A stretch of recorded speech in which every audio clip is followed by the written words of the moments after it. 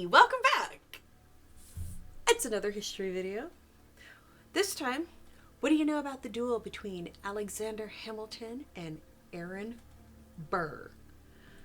Gosh, I love me some history. I really do. And to start, we'll talk briefly about Alexander Hamilton. I'm pretty sure plenty of people have seen the play, but I'm not really exactly sure how historically accurate it is. Looks like a fun play, though. Hamilton was a lieutenant colonel during the Revolutionary War, being promoted to that in 1777 by General Washington himself. Because he was fluent in French, he was the liaison between Washington and the French generals and admirals. After the war, he went on to study law in 1781 and was admitted to practice in 1782, where he argued essays for a strong central government. Between November 1782 and July 1783, he would do much of the same work in Congress, as he was convinced that the Articles of Confederation were all the sources of the country's weakness. To this end, he became the author of the Federalist Papers, along with John Jay and James Madison. He agreed with Washington that political parties were deplorable and would equate them with disorder and instability. Regardless of this belief, he went on to become a member of the Federalist Party. Seems kind of weird, but okay, moving on. On the other side of this duel is Aaron Burr.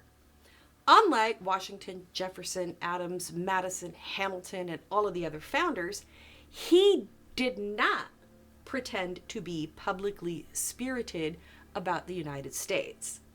Instead, he believed that his aristocratic lineage meant that he didn't have the same need as the other revolutionary statesmen to justify his gentlemanly status by expressing abhorrence to corruption and a love of virtue. How lovely. In 1796, he lost his bid to be vice president and would just vacate his congressional seat as well. Classy. He joined the New York delegation. Here, he made his money through speculation and what would best benefit him and his friends. Sounds familiar. In fact, it was here where he manipulated the Manhattan Company using the state charter that was tasked to provide water to New York as a cover for the creation of a bank. Shady, shady, shame on you. In the election of 1800, and if you didn't see my video on that, you can go watch it here. I'll put the little tag up. The Federalists wanted to elect Burr as president over Jefferson. They argued that because of his self-serving ways and the fact that he wasn't attached to a foreign nation, he wouldn't do much to dismantle their system.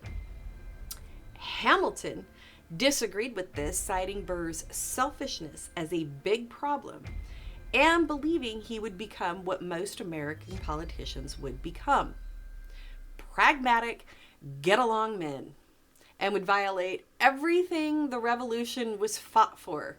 Sounds kind of familiar. According to Hamilton, Burr had no virtuous character about him. For his part, Hamilton encouraged the Federalists to vote for Jefferson.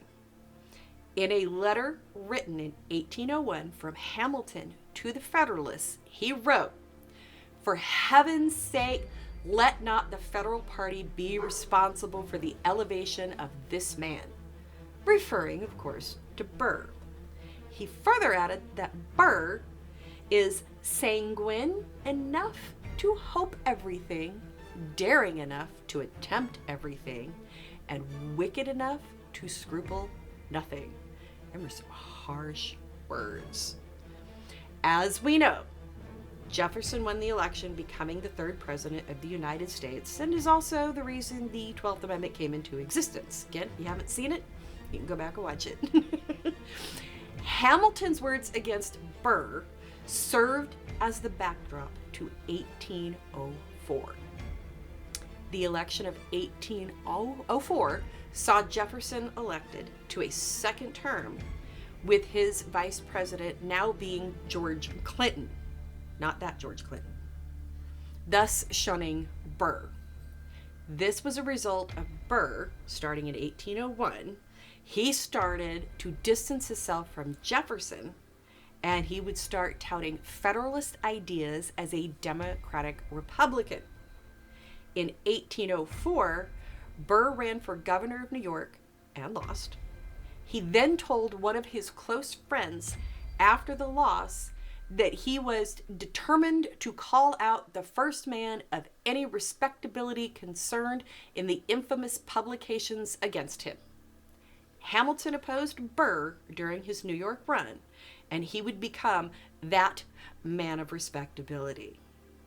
Burr wanted Hamilton to disavow any conversations he had that were derogatory to Burr's reputation. Hamilton refused to make any kind of blanket denial. Burr then challenged him to a duel. Hamilton wanted to avoid the duel, but he also did not want to admit to Burr's charge of basically character assassination because he could lose his honor. On the other hand, refusing the duel would mean very much the same. Unable to settle the matter amicably, the two men on the morning of July 11th, 1804, at the dueling grounds of Weehawken, New Jersey, each man would shoot from a .56 caliber dueling pistol, which is a huge round. Burr was not struck. Hamilton was wounded and died the next day. Burr believed the duel would help to revive his political career, but it instead served to destroy it. Burr was a man wanted for murder, and he fled to the home of a friend off of the coast of Georgia. From there, he would go on to seemingly play both sides of the impending Spanish-American War, and would say so many things to so many people, no one knew what his real end goal was. One theory was that he wanted the Florida territory all to himself so he could remake his political name. Kind of all started then.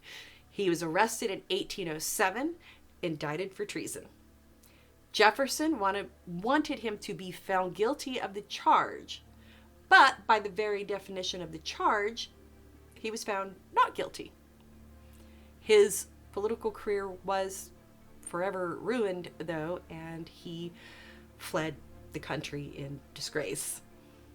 So, what did you know about the duel between Alexander Hamilton and Aaron Burr? Did you know that that was the whole thing?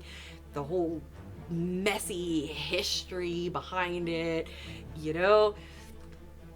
Let's keep the conversation going down in the comments. Let me know your thoughts. Let me know what kind of short little history thing you'd like me to talk about. And maybe while you're down there, give it a like if you want. Subscribe if you're not.